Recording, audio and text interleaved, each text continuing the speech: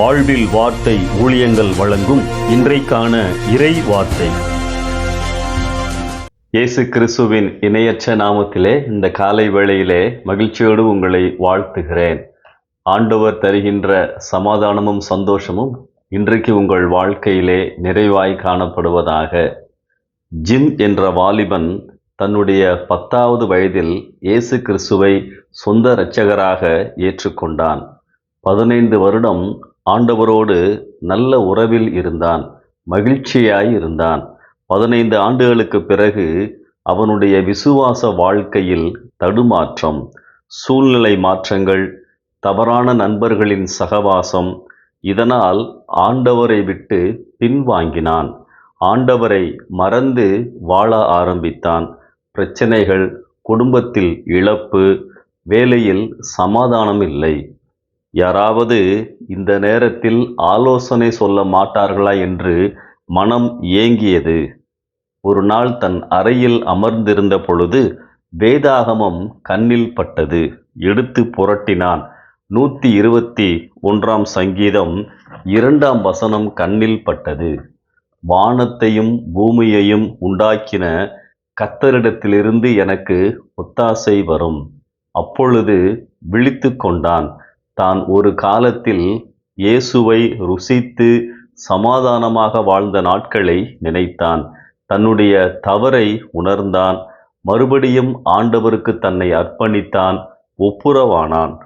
மகிழ்ச்சியோடு நம்பிக்கையோடு வாழ ஆரம்பித்தான். ஆண்டவருடைய ஆசீர்வாதங்களில் தொடர்ந்து நிலைத்திருந்தான். அன்பானவர்களே, இப்பொழுது நம்முடைய நிலை என்ன? இஸ்ரவேல் மக்கள் ஆண்டவரை மறந்திருந்த பொழுது, பின்வாங்கி இருந்த பொழுது, அடிமைத்தனத்தில் இருந்த பொழுது இந்த வார்த்தை தான் கடவுளிடமிருந்து வந்தது. உங்கள் முந்தின சீரை பார்க்கிலும் உங்களுக்கு நற்சீர் உண்டாக்குவேன். எசேக்கியேல் 36 அதிகாரம் 11வது வசனம். அதாவது, முந்திய காலங்களை விட மிகுதியாக உங்களை வளமடையச் செய்வேன்.